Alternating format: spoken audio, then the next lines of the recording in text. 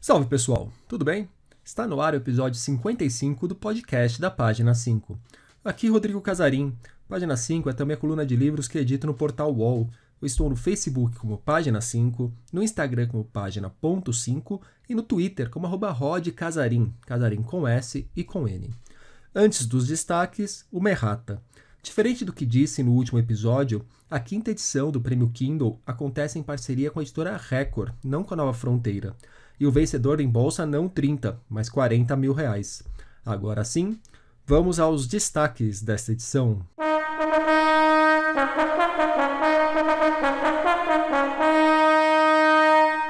A voz das mulheres quilombolas. A primeira lista de finalistas do Jabuti. Como será a edição de 2020 da Feira do Livro da USP?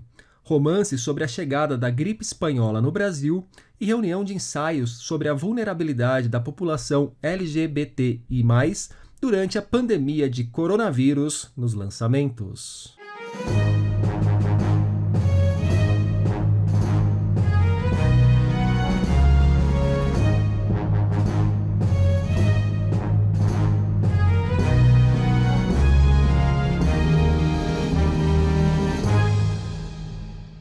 Violência doméstica, educação, a urgência para que certas leis sejam efetivadas, a luta por mais espaço na mídia, particularidades sobre o debate de pautas identitárias, questões ambientais. Esses são alguns dos elementos presentes em Mulheres Quilombolas, Territórios de Existências Negras Femininas. O livro reúne a experiência de 18 mulheres que nasceram e viveram ou vivem em comunidades quilombolas de diferentes regiões do país. São pesquisadoras acadêmicas, ativistas e poetas que relatam parte de suas histórias de vida e de luta, ajudando a refletir sobre o que é ser mulher e o que é ser quilombola neste Brasil. Responsável pela organização do volume, Selma dos Santos de Aldina, que há anos integra frentes de luta pelos direitos das comunidades quilombolas, apontou quais os principais elementos que unem as vozes presentes na obra. O que une nossas vozes no livro Mulheres Quilombolas, Território de Existências Negras Femininas, é primeiro a invisibilidade da luta quilombola, a invisibilidade da luta das mulheres quilombolas nos seus diversos territórios, né, nos seus mais variados biomas, nos diferentes estados, diferentes municípios. Há uma luta incansável das mulheres quilombolas que simplesmente não é vista, simplesmente não é lembrada, é totalmente invisível. Então a gente espera que com esse livro as pessoas conheçam a história dos quilombos no Brasil, que rompa esse romantismo que tem de que os quilombos acabaram quando acharam que destruíram Palmares, que não é verdade. Palmares resiste e existe até hoje, tanto é que nós estamos aqui. Então, eu acho que é dar voz, dar rosto a essas mulheres, a essas lutas que a gente vem traçando, seguindo os passos ancestrais de Dandara, Teresa de Benguela, Zassim Bagaba, e tantas outras mulheres importantes para a luta, e homens, né, importantes para lutas de resistência dos quilombos no Brasil. Então, eu acho que o mais importante é dar, de fato, voz e rosto a essas mulheres, né? O que a gente tem a dizer, seja na academia, seja na política, seja cuidando do território, seja cuidando das sementes, seja no enfrentamento à violência doméstica, na violência agrária. Nós temos muito a dizer e as nossas vozes precisam ser ampliadas cada vez mais. Perguntei para a Selma o que representa ser uma quilombola e uma mulher quilombola no Brasil de hoje, governado por Jair Bolsonaro. Bem, nós quilombolas, nós fomos do público-alvo do atual desgoverno do Jair Messias Bolsonaro, ainda à época de campanha, né? Quando em São Paulo ele nos comparou a roupa de animais. Depois, em Miami, ele disse que nós não teríamos nenhum centímetro de terra titulada. Coloca uma figura como Sérgio de Camargo diante da Fundação Cultural Palmares. Sucateia o INCRA, entrega a pauta agrária à bancada ruralista, né? A pessoas que são inimigos notórios da pauta agrária, inimigos da pauta da titulação dos territórios quilombolas. E retira nossos direitos, ele esvazia o CNP, esvazia o CNDH, acaba com o CONSER, destrói com o Ministério de Desenvolvimento Agrário, sucateia toda a estrutura, toda a nossa luta, toda a conquista que o movimento negro teve, o Jair Messias Bolsonaro destruiu. Então, a gente sobreviver a esse governo, a esse desgoverno nesse momento, é um ato de existência, é um ato revolucionário e é um ato de teimosia, né? Porque a gente na legalização do uso de armas no campo, na forma com que as pessoas acham que agir ilegalmente, baseado na lei, está respaldado pela atitude racista que o presidente da República tem. Então, o que a gente faz hoje é um ato de resistência, sobreviver ao desgoverno que é o desgoverno de Jair Messias Bolsonaro, inimigo declarado da pauta quilombola. Ainda que saber quais são as principais lutas das comunidades quilombolas hoje e se faz sentido falarmos no interesse geral dessas comunidades ou se cada uma tem a sua própria especificidade. Desde Palmares, a luta principal dos quilombos é a luta pela terra e dela tirar o sustento, geração de renda, produção de alimento saudável, né? Salvaguarda das sementes, cuidar do ambiente por inteiro, cuidar da natureza, das nascentes, respeito aos nossos ancestrais, respeito à água, né? Então, a nossa luta desde então é pelo território coletivo, que ele seja titulado, que fique com quem cuide da terra, que somos nós, que vem cuidando durante todos esses tempos, né? Durante tanto tempo cuidando do território, cuidando da terra. E aí, o que a gente... é óbvio que cada comunidade tem sua especificidade, obviamente, porque uma comunidade que está no sul, ela tem um modo de viver completamente diferente do que está no semiárido, quem está na Mata Atlântica, quem está no Cerrado, mas a nossa luta se unifica, independente de onde a gente estiver, em qual bioma, em qual estado, a nossa luta vai ser sempre pela titulação dos territórios quilombolas, vai ser sempre pelo território que é quem a gente precisa do território para sobreviver. Tudo que vem é bem-vindo, são as políticas públicas que precisam ser de fato efetivadas, mas sem território, sem ter nossas terras, a luta não faz sentido, ela vai pela metade, né? Então, o nosso maior interesse hoje é respeito à pauta quilombola e titulação imediata e já dos quilombos, nenhum quilombo a menos. Dentre as mulheres que integram a obra estão nomes como Ana Carolina Araújo Fernandes, Givânia Maria da Silva, Rejane Maria de Oliveira e Versilene Francisco Dias.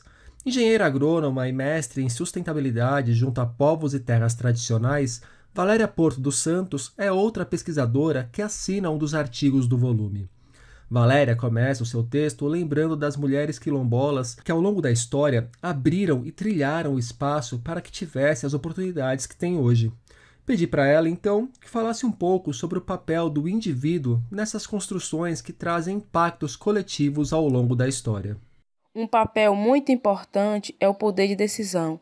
Decidir se conhecer, se perceber como tal, bem como compreender o seu contexto comunitário. Porque lutar por uma causa, se tornando assim ativista, militante, se expondo para falar por um grupo, e principalmente quando se pertence a esse grupo, nunca foi uma tarefa fácil.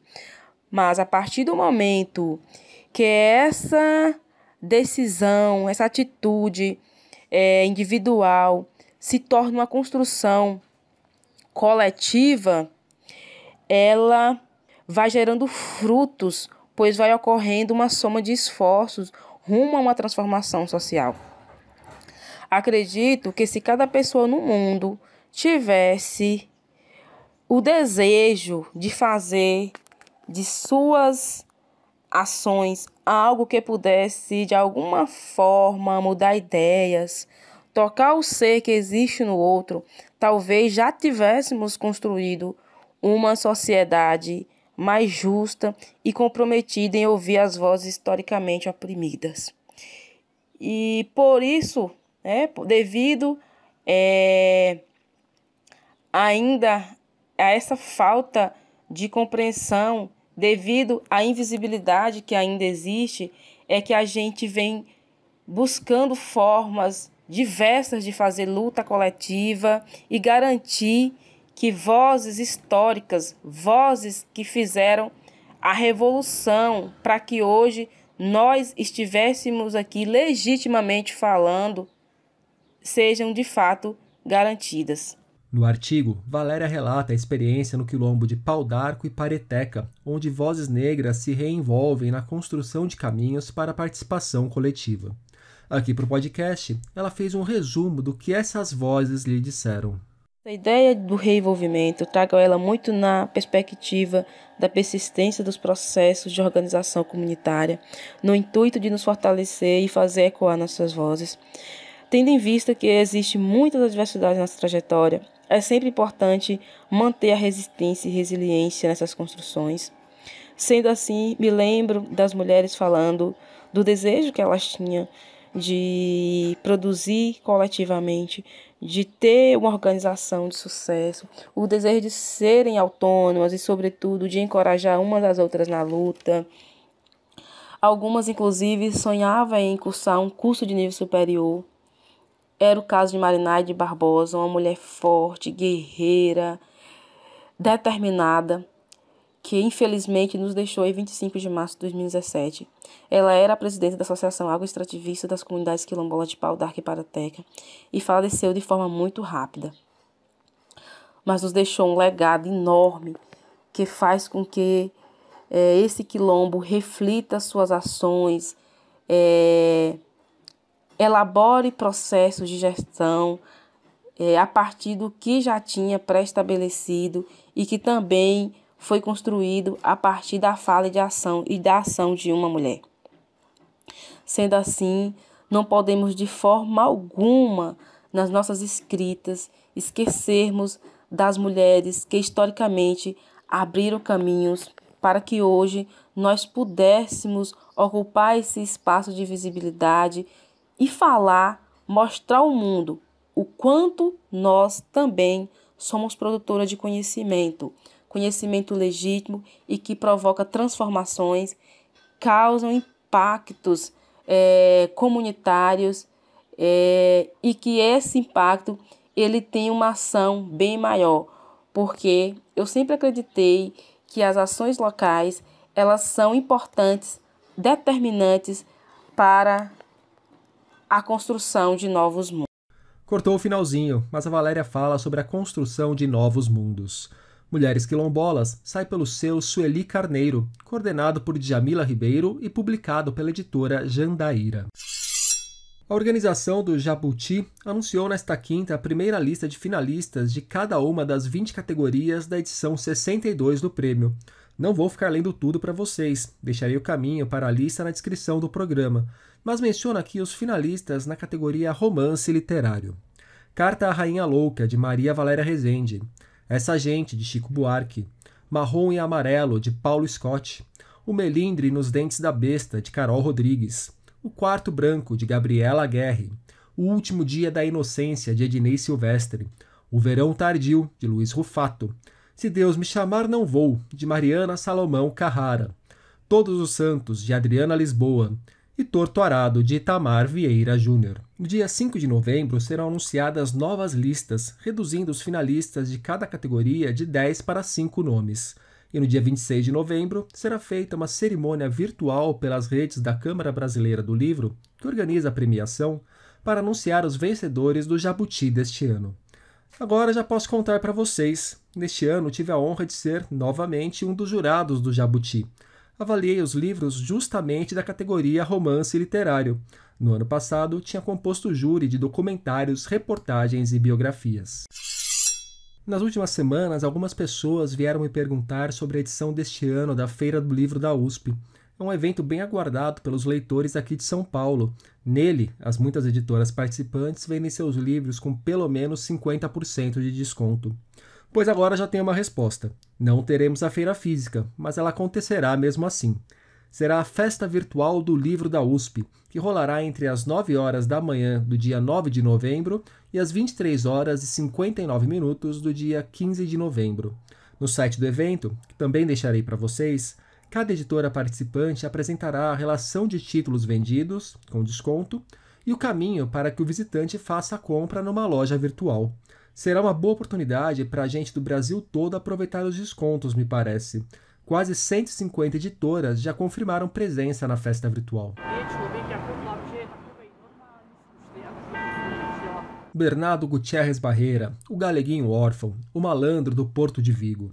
É ele o personagem que embarca no Demerara, navio que trouxe não só milhares de europeus ao Brasil, mas também a gripe espanhola para este canto do mundo, então em plena construção. Acompanhamos a saga de Bernardo entre a Europa e o Brasil de 100 anos atrás em Demerara, romance histórico que Wagner Barreira acaba de publicar pela Instante. O sobrenome do autor, igual ao do personagem, não é mero acaso.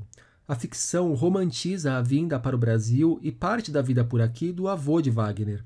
O autor contou pra gente como surgiu o interesse por essa história e por que resolveu contá-la numa ficção. Demerara nasceu em 2016, quando eu comecei a procurar as origens do meu avô paterno. A lenda da família é que ele teria morrido no dia do batizado do meu pai. E como a minha avó se casou de novo, essa memória do meu avô simplesmente se perdeu. Eu descobri num documento do meu pai que ele era filho, era Bernardo Gutierrez Barreira filho. Então eu tinha o nome do meu avô, sabia que ele era galego, e o que eu descobri em pesquisa no Museu da Imigração é que ele veio ao Brasil num navio chamado Demerara. Então eu não tinha elementos para escrever uma bio, mas eu tinha bons elementos para escrever uma narrativa literária, eu tinha um plot. E foi aí que eu comecei a escrever. Então, o livro nasceu em 2016, parei o livro fiz uma viagem a Vigo no ano seguinte para pesquisar, enfim, as origens a parte espanhola da história. Só que comecei a escrever Lampião e Maria Bonita. Apareceu a oportunidade de fazer a biografia do casal para a editora Planeta e comecei a escrever Lampião e Maria Bonita. Então deixei o Demerara de lado, enfim, e retomava, quando eu terminou a biografia, eu retomei o livro e peguei mais fortemente para dar conta e para terminar no final do ano passado. Quando chegou o começo do ano, veio a Covid-19, então boa parte do livro acabou sendo escrita no meio da pandemia e em quarentena. Então eu me isolava, tinha uma edícula, que tem uma edícula aqui na minha casa, me isolei na edícula e botei o negócio para andar e terminei o livro em agosto. Então, essa é um pouco a história da origem do Demerara. Bem, como vocês ouviram, Wagner também é jornalista e escreveu Lampião e Maria Bonita, uma história de amor e balas. Ele ainda fez um paralelo com as semelhanças entre aquele Brasil que encarou a gripe espanhola e este que encara, ou teria que encarar, a pandemia de coronavírus. Bom, o que elas têm em comum é que são pandemias. A gripe espanhola foi uma pandemia muito mais devastadora, porque se fala entre 20 e 100 milhões de mortos. A Covid chegou há 10 dias ao primeiro milhão de mortos. O vírus em si era mais efetivo, ele tinha uma contaminação muito mais rápida, e do primeiro sintoma até a morte levava 3 dias, era um troço muito, muito furioso. E muitos cientistas acreditam que isso é que deu estancada na gripe, por falta de hospedeiro. Mas o que ela pôde contaminar, ela contaminou. E passou mais depressa também. Em São Paulo, por exemplo, o pico da doença durou 2 meses. No Rio de Janeiro foi alguma coisa parecida também, ao contrário do que a gente está vivendo, que é um troço que não tem muita hora para acabar, a não ser que chegue uma vacina. Há uma semelhança também na maneira de lidar com a doença. O governo brasileiro, na época, como todos os governos do mundo, simplesmente não tinha uma política de saúde pública para enfrentar a doença. Mas não era negacionista, pelo menos quando percebeu que a doença era realmente muito devastadora e mortal, não teve a postura negacionista que a gente vê hoje, por exemplo, com as políticas do governo federal. que desincentiva o uso de máscara, fala para as pessoas irem para a rua, para pular no esgoto. Então, eu acho que a condução da doença no passado foi uma condução amadora. E a condução da doença hoje, da Covid hoje, é uma condução devastadora, porque está apostando na morte. Ficou interessado no assunto? No sábado agora, dia 24, eu participarei do lançamento virtual de Demerara. Será um papo com o Wagner e com a Thaís Barrov, da editora Instante. Começará às 18 horas, de graça, e será via Simpla. Deixarei o caminho para inscrições e mais informações. Espero encontrá-los por lá. Quais as vulnerabilidades da população LGBTI+, em meio à pandemia de coronavírus? Respostas para essa pergunta estão nos 18 artigos que integram o livro População LGBTI+, Vulnerabilidades e Pandemia de Covid-19. Quem organizou a coletânea foi o mestre em Políticas Públicas Antônio Deusivan de Oliveira. Nos textos, pesquisadores passam por temas como saúde mental, desemprego, violência doméstica, conservadorismo e LGBTfobia para registrar os desafios deste momento em que vivemos para uma população historicamente marginalizada. População LGBTI+, Vulnerabilidades e Pandemia de Covid-19, sai pelo selo Saberes e Práticas, da editora Papel Social. E nos últimos dias, na página 5, nós tivemos 7 poemas para o Brasil de 2020 no Dia do Poeta. Resenha de A República das Milícias, livro-reportagem de Bruno Paes Manso. E por que a Revolução dos Bichos virou A Fazenda dos Animais na nova edição do clássico de George Orwell. Por hoje é isso aí, pessoal. Indique o podcast tanto para os amigos quanto para os inimigos. Um abraço, um beijo, um aperto de mão e até a semana que vem.